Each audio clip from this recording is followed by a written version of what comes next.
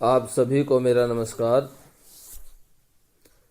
मेरा नाम अनिल कौशिक है और मैं गणित अध्यापक के पद पर राजकीय मॉडल संस्कृति वरिष्ठ माध्यमिक विद्यालय गांव सांघी रोहतक में कार्यरत हूं।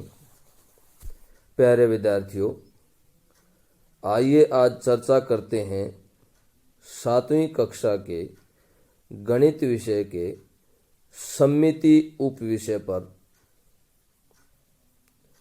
जिसकी वीडियो पाठ संख्या 1 है और अध्याय संख्या 14 है।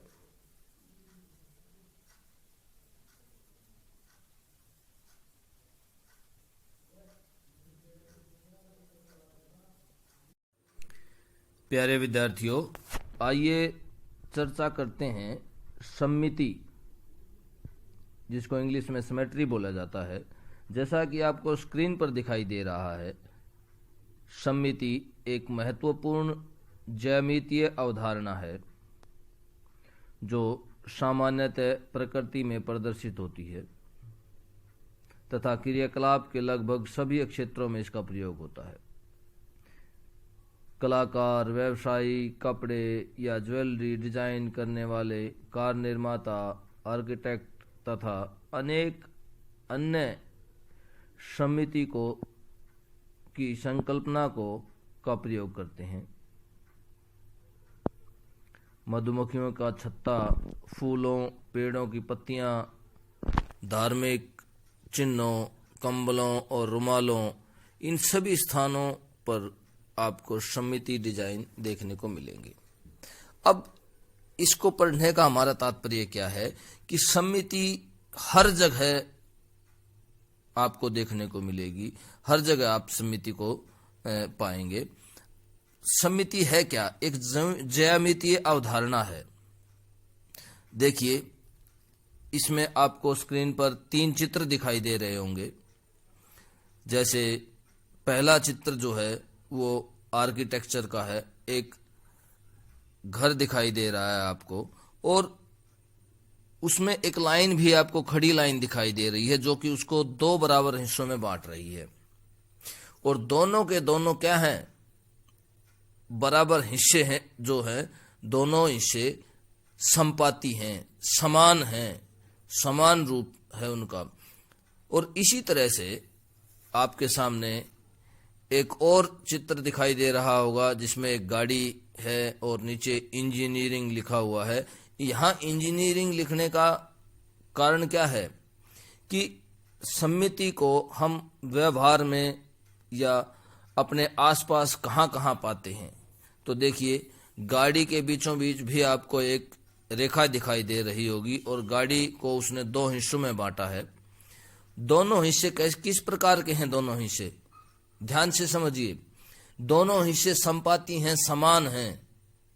गाड़ी को ये लाइन 2 हिस्सों में बांट रही है, दोनों बिल्कुल समान है। तो इस तरह से ये क्या है?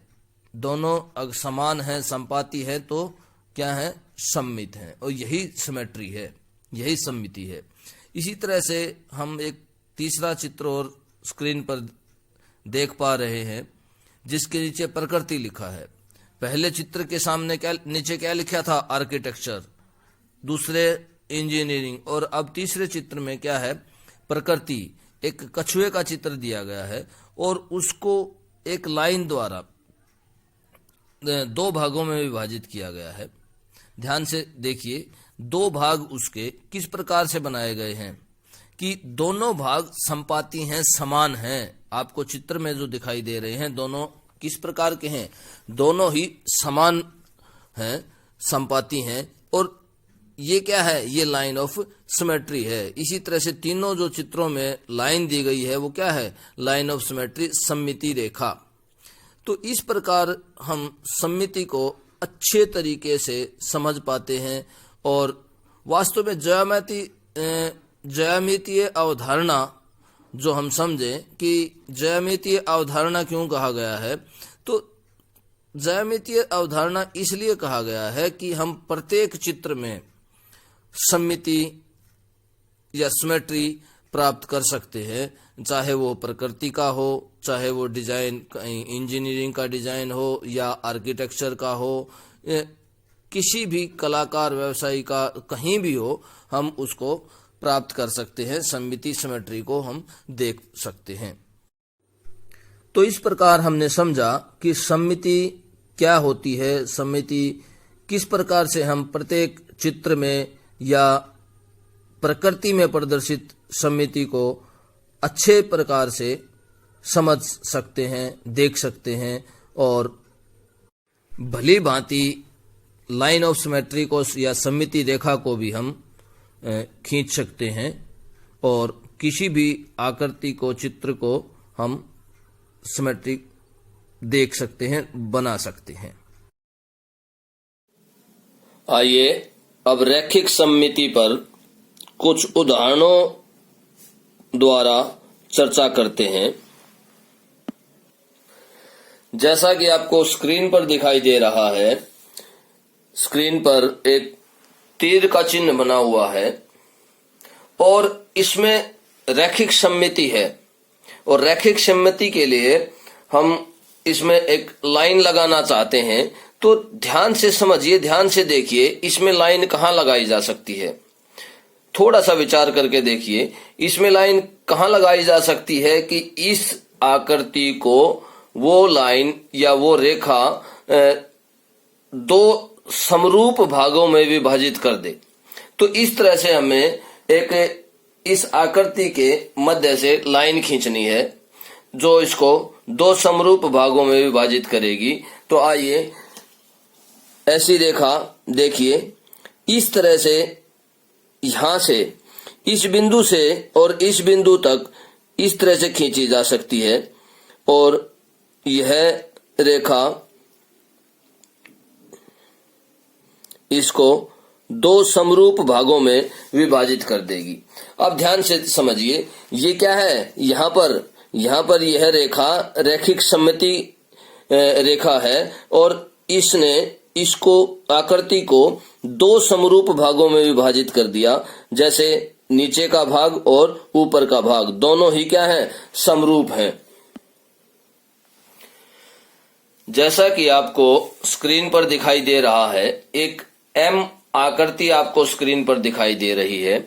आइए अब इसमें रैखिक सममिति या सममित जो रेखा है वो कहां पर लगाई जा सकती है। आइए इसका निर्धारण करते हैं, देखते हैं, जांचते हैं कि कैसे इसमें सममित रेखा खींची जा सकती है या रैखिक सममिति कहां पर बनेगी, ये देखते हैं। अब इस आकृति को ध्यान से देखिए, ये आकृति कहां पर आधी हो रही है या कहां हम इसमें एक रेखा खींचें जहां पर ये अपने दो भागों में विभाजित हो जाए और दोनों ही भाग कैसे हों, समरूप हों। आइए इसमें सममित रेखा खींचते हैं।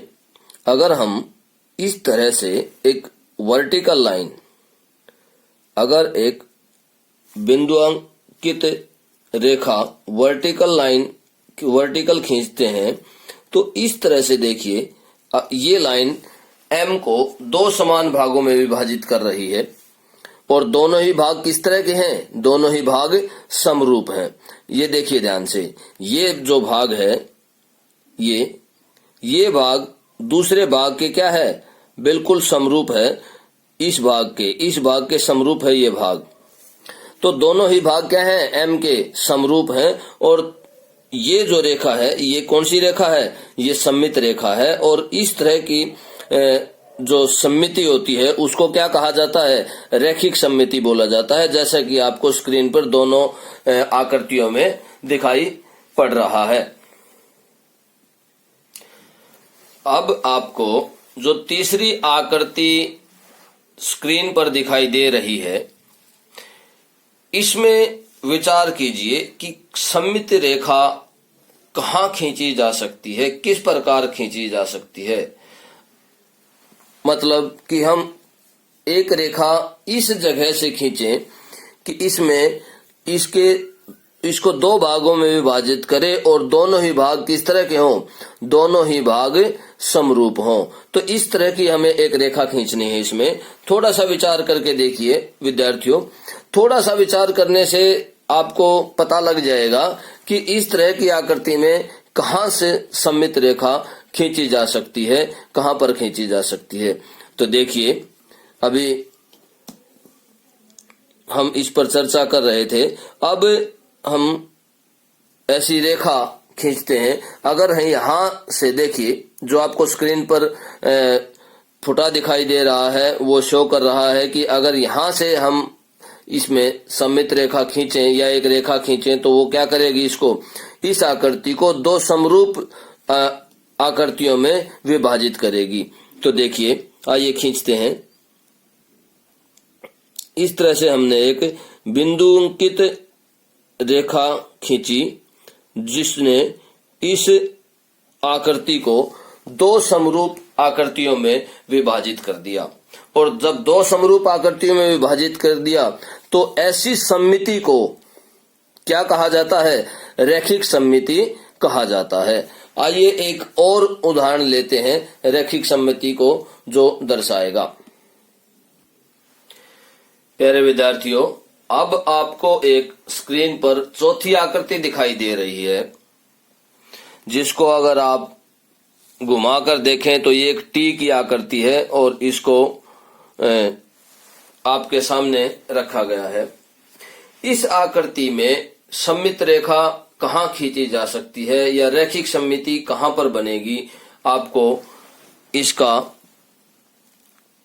परीक्षण करना है कि कहाँ पर हम ऐसी लाइन खींचें जो इसको दो समरूप भागों में विभाजित करे और अलग अलग बांटे दो समरूप भाग इस आकृति के करे। तो आइए देखते हैं कहाँ पर इसमें ऐसी लाइन खींची जा सकती है। अगर हम ध्यान से देखिए, अगर हम इसमें यहाँ इस आकृति में इस फुटे के साथ इस तरह से यहाँ पर एक लाइन खींचते हैं या रेखा खींचते हैं तो वो इसको दो समरूप भागों में विभाजित करेगी। चलिए खींच कर देखते हैं।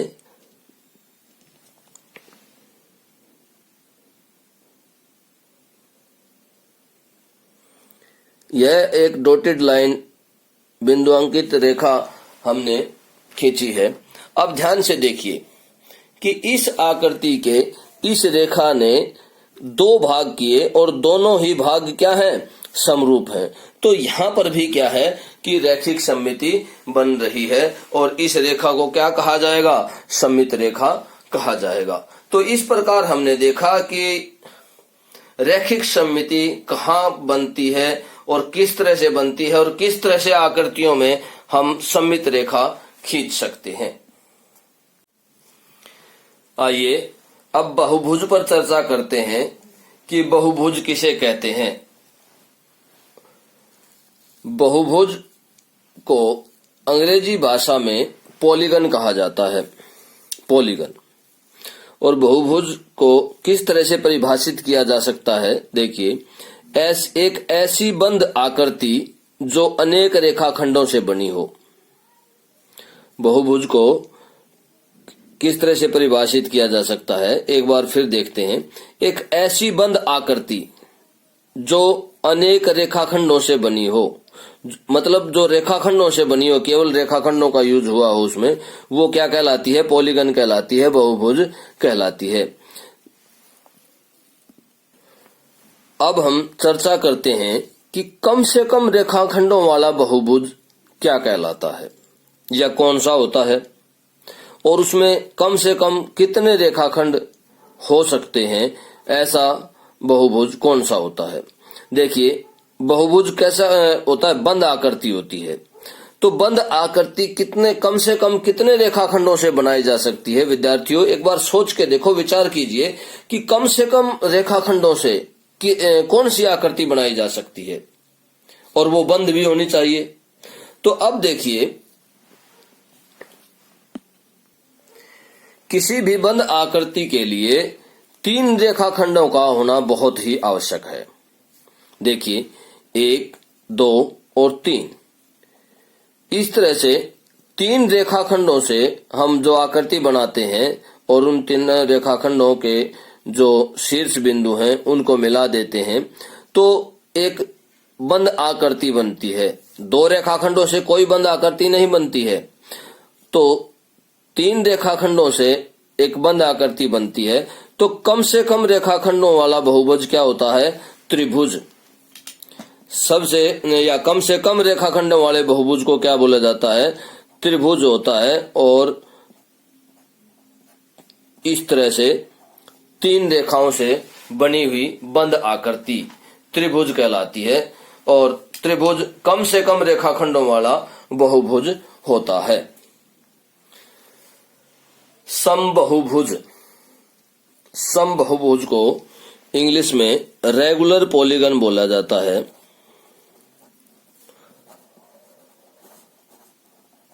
रेगुलर पॉलीगन बोला जाता है समबहुभुज। ऐसी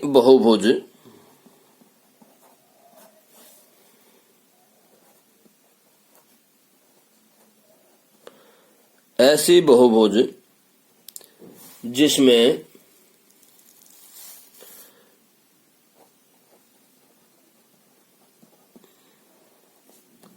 सभी भुजाएं बराबर हों और सभी कोण बराबर हों।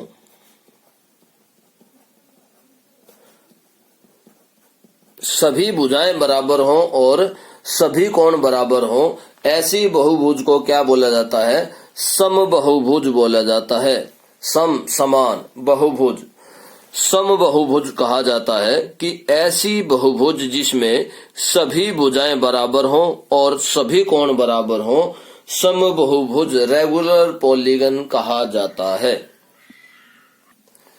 आइए अब हम चर्चा करते हैं कम से कम रेखाखंडों वाला बहुभुज क्या होता है और उसको क्या कहा जाता है। सबसे कम रेखाखंडों वाला पहले बहुभुज हमने पढ़ा कि त्रिभुज जो है वो सबसे कम रेखाखंडों वाला बहुभुज होता है। अब सबसे कम रेखाखंडों वाला समबहुभुज क्या होता है, ये देखिए। समबहुभुज ऐसी बहुभुज जिसमें सभी भुजाएं बराबर हों और सभी कोण बराबर हों। और 3 भुजाओं वाला ऐसा समबहुभुज क्या होता है? क्या कह सकते हैं हम उसको? हम उसको समबाहु त्रिभुज कहेंगे। समबाहु त्रिभुज। समबाहु त्रिभुज इक्विलेटरल ट्रायंगल जिसकी सभी भुजाएं बराबर हों और सभी कोण बराबर होते हैं। अब आपको स्क्रीन पर एक समबाहु त्रिभुज दिखाई दे रही है, देखिए। और यही कम से कम रेखाखंडों वाला समबहुभुज भी है। देखिए, इसमें तीनों भुजाएं जो हैं वो बराबर हैं और तीनों ही कोण जो हैं वो भी क्या हैं? बराबर हैं। तीनों कोण कितने डिग्री के हैं? 60-60 अंश के तीनों कोण हैं। तो इस तरह से ये एक समबहुभुज है। ये एक समबहुभुज है और कम से कम रेखाखंडों से बनी है। 3 रेखाखंडों से कम 3 रेखाखंड हमारे पास होने चाहिए ऐसे, जिनको हम जोड़ें तो बहुभुज बनेगा। और इससे कम अगर रेखाखंड हमारे पास हैं, 2 हैं या 1 है, तो हम बंद आकृति नहीं बना सकते। और बहुभुज के लिए बंद होना बहुत जरूरी है। तो इसलिए 3 रेखाखंड कम से कम होने चाहिए। और 3 रेखाखंडों से कैसी बंद आकृति बनाई जा सकती है? त्रिभुज। त्रिभुज जो है वो बनाई जा सकती है। और समबहुभुज या समबहुभुज, 3 भुजाओं की समबहुभुज क्या होगी? समबाहु त्रिभुज। तो इस तरह से एक समबाहु त्रिभुज जो है वो 3 भुजाओं की समबहुभुज आकृति होती है। आइए अब चर्चा करते हैं 4 भुजाओं से बनी समबहुभुज। कि ऐसी बहुभुज जो चार भुजाओं से बनी हुई होती है और वो समबाहुभुज कब होती है और उसको क्या नाम दिया जा सकता है, या हम जो बहुभुज पढ़ चुके हैं उनमें से कौन सी ऐसी बहुभुज होती है जो चार भुजाओं से बनी हो और समबाहुभुज भी हो। स्क्रीन पर ध्यान से देखिए, आपको एक चार भुजाओं से बनी हुई आकृति नजर आ रही है। यह किस प्रकार की आकृति है? इसकी सभी भुजाएं बराबर हैं, मतलब चारों भुजाएं जो हैं वो बराबर हैं और चारों कोण समकोण हैं। इस तरह से ये चारों कोण क्या है? समकोण हैं। तो चारों भुजाएं बराबर हैं, चारों भुजाएं बराबर हैं और चारों कोण भी क्या हैं? बराबर हैं। तो इस तरह से चार भुजाओं वाली आकृति जिसके सभी कोण बराबर हों और सभी भुजाएं बराबर हों क्या कहलाती है? वर्ग कहलाती है। वह वर्ग कहलाती है। इंग्लिश में क्या बोलते हैं? स्क्वायर। तो वर्ग एक ऐसी चार भुजाओं से बनी आकृति है जो समबाहुभुज है। चार भुजाओं से जो बनी आकृति समबाहुभुज कौन सी होती है? वर्ग जो है वो एक ऐसी आकृति है जो चार भुजाओं से बनी समबाहुभुज कहलाती है। तो इस बात का सभी विद्यार्थी ध्यान रखें कि जब चार भुजाओं की समबाहुभुज की बात होती है तो हमेशा किसका नाम आगे आना चाहिए या आपको याद आना चाहिए? वर्ग। प्यारे विद्यार्थियों, अब आपको स्क्रीन पर दो चित्र दिखाई दे रहे हैं, दो आकृतियां दिखाई दे रहे हैं। क्या आप अपनी रीजनिंग पावर से या क्या आप ये सोच सकते हैं कि ये किस प्रकार की आकृतियां हैं? ध्यान से, बहुत ध्यान से देखिए। क्या आपको ये आकृति समबाहुभुज दिखाई दे रही है?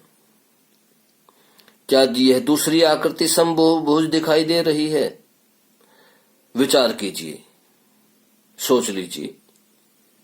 चलिए अब इस पर चर्चा करते हैं कि क्या यह आकृतियां समबाहुभुज हैं, और समबाहुभुज हैं तो इनको क्या क्या नाम दिया गया है, किस तरह से इनको, जिस तरह से हमने दो आकृतियां पूर्व में देखी, त्रिभुज और चतुर्भुज, समबाहुभुज तीन भुजाओं से बनी हुई त्रिभुज जो है वो समबाहु त्रिभुज, और चार भुजाओं से बनी समबाहुभुज को हमने क्या नाम दिया था? वर्ग कहा था। इसी प्रकार अब ये आकृति पंचभुज है और ये आकृति षठभुज है। इसकी 5 भुजाएं हैं, इसकी 6 भुजाएं हैं और इसकी भी पांचों भुजाएं जो हैं वो क्या है? बराबर हैं। ये सभी भुजाएं बराबर हैं और इसके सभी कोण क्या हैं? बराबर हैं। अगर ये कंडीशन पूरी है तो ये क्या है? ये समबाहुभुज है, अन्यथा ये समबाहुभुज नहीं होगी। तो हम इसी पर चर्चा करते हैं। पहले इसकी सभी भुजाएं बराबर हैं और सभी कोण बराबर हैं, तो यह एक समबाहुभुज है और इसको क्या कहा जाएगा?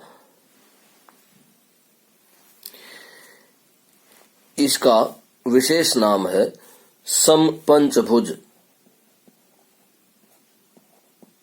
समपंचभुज की 5 भुजाओं वाली आकृति, ऐसी पंचभुज जो समबाहुभुज है उसको क्या कहा जाएगा? समपंचभुज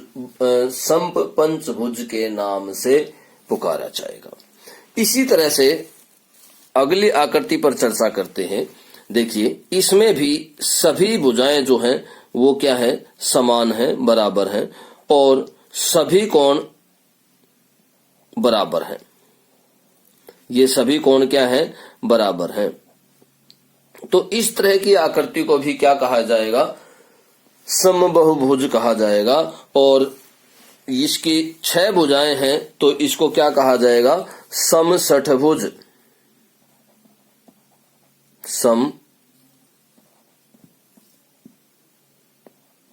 समषठभुज, इसको समषठभुज कहा जाएगा। अब थोड़ा सा विचार कीजिए कि जिस तरह से हमने वर्ग के कोणों पर विचार किया, त्रिभुज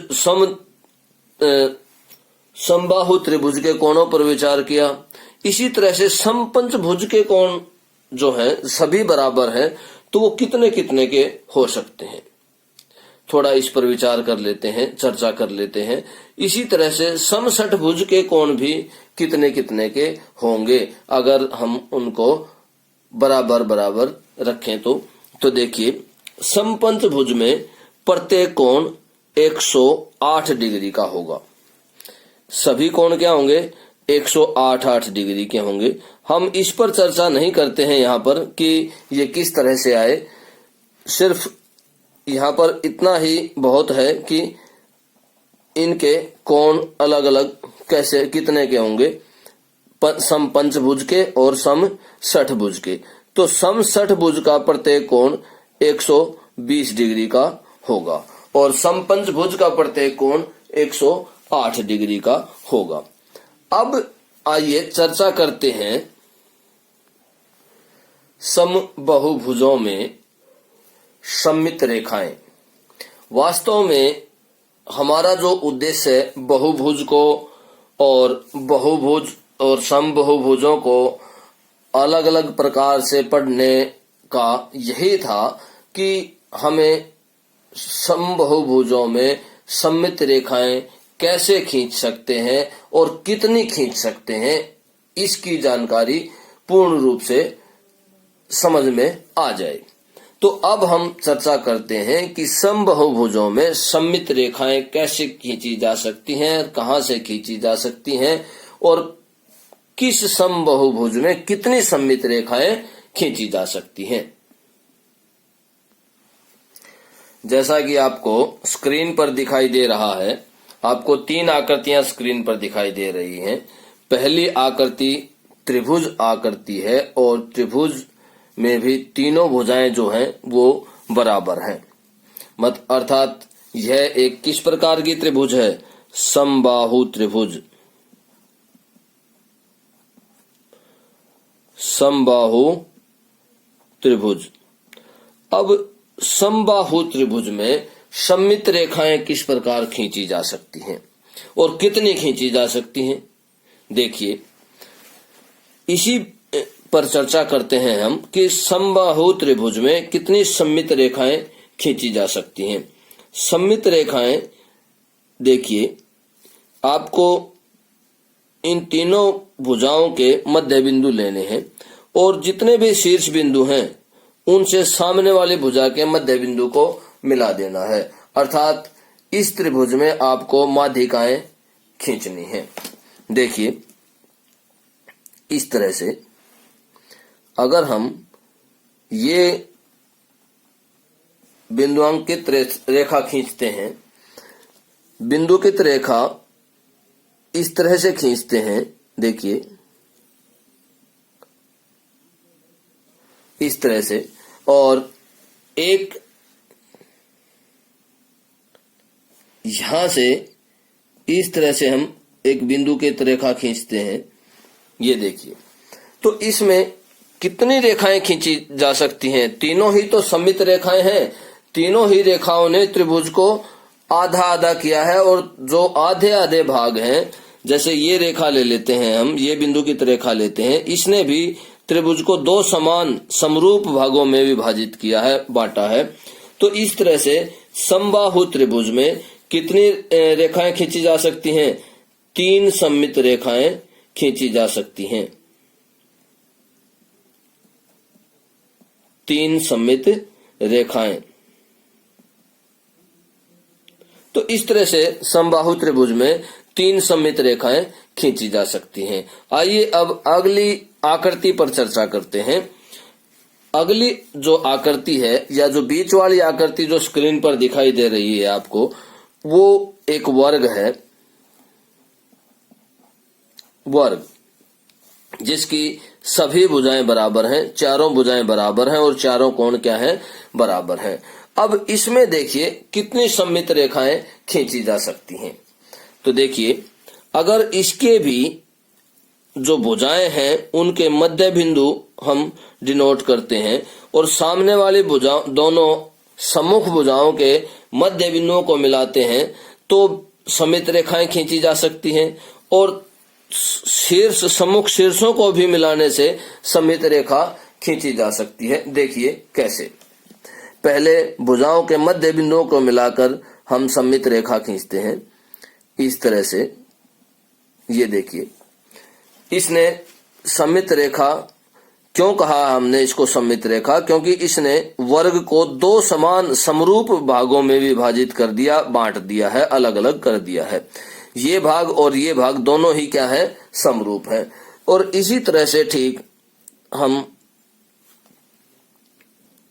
एक हॉरिजॉन्टल लाइन खींचेंगे और उसने भी इसी प्रकार वर्ग को 2 समरूप भागों में विभाजित किया है और इस तरह से हम वर्ग में शीर्ष से शीर्ष तक सम्मुख शीर्षों को मिला करके इस तरह से, ये देखिए, ये वर्ग में कितनी सममित रेखाएं खींची गई हैं। एक एक यहां से शुरू करते हैं, 1 2 3 और 4। तो वर्ग में कितनी सममित रेखाएं हैं, 4 सममित रेखाएं। वर्ग में 4 सममित रेखाएं खींची जा सकती हैं, 4 सममित रेखाएं। अब जो आकृति आपको आगे दिखाई दे रही है, मतलब स्क्रीन पर जो तीसरी आकृति दिखाई दे रही है, उस पर चर्चा करते हैं कि उसमें कितनी सममित रेखाएं खींची जा सकती हैं। सबसे पहले ध्यान दीजिए कि यह आकृति कितनी भुजाओं से बनी है, 1 2 3 4 और 5। मतलब यह क्या है, यह पंचभुज है और इसकी सभी भुजाएं बराबर हैं, तो ये क्या है, समपंचभुज, समपंचभुज। अब इसमें कितनी सममित रेखाएं खींची जा सकती हैं, देखिए खींचकर देखते हैं, ड्रा करते हैं। इसके भी हम जो भुजाएं हैं उनके मध्य बिंदुओं को चिन्हित कर लेते हैं और एक भुजा के मध्य बिंदु को एक शीर्ष बिंदु से मिलाते हैं और इस प्रकार हमें सममित रेखा प्राप्त होगी। सममित रेखा ध्यान से इस तरह से, ये देखिए, यह एक सममित रेखा है। इसने समपंचभुज को 2 समान भागों में विभाजित कर दिया और इस तरह से देखिए सममित रेखाएं खींची जा सकती हैं।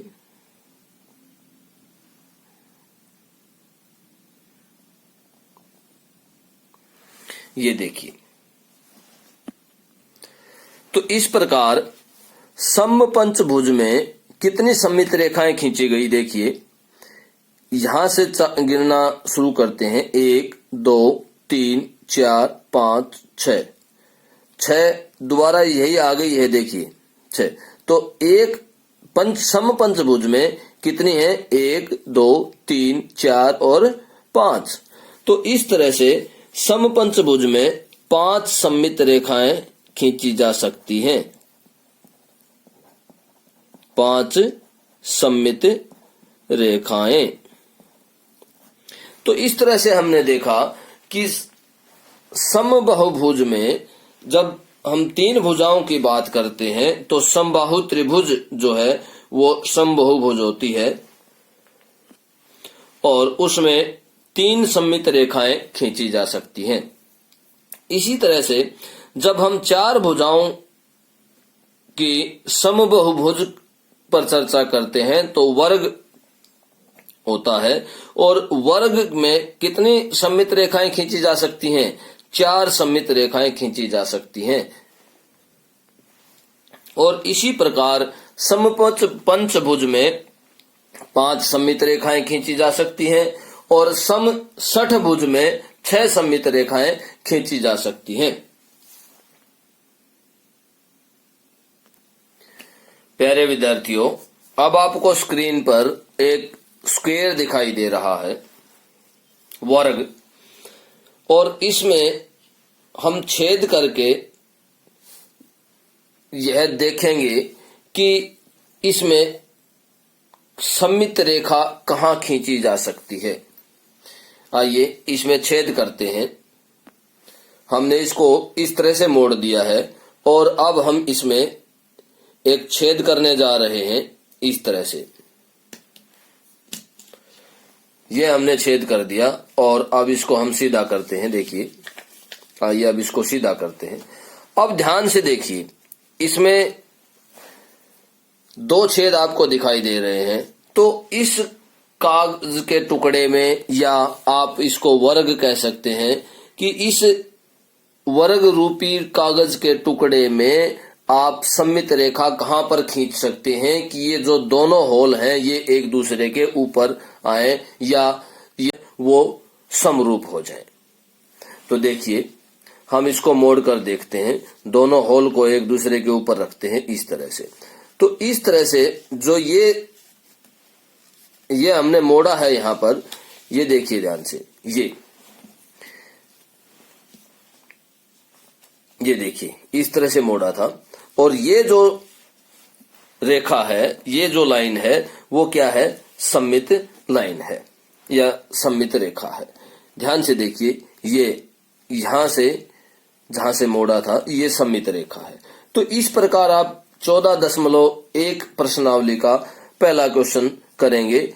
आइए उसमें 1-2 और पार्ट कर लेते हैं।